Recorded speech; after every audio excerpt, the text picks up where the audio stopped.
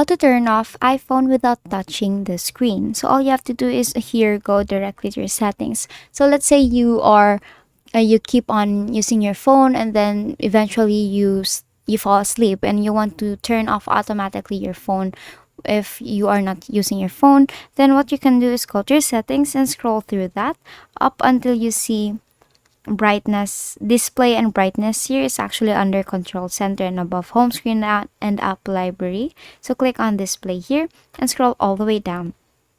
Now here you will see auto lock here. Now as you can see, it's set on never. That means if I'm not using my phone, it won't turn off. Oh, okay.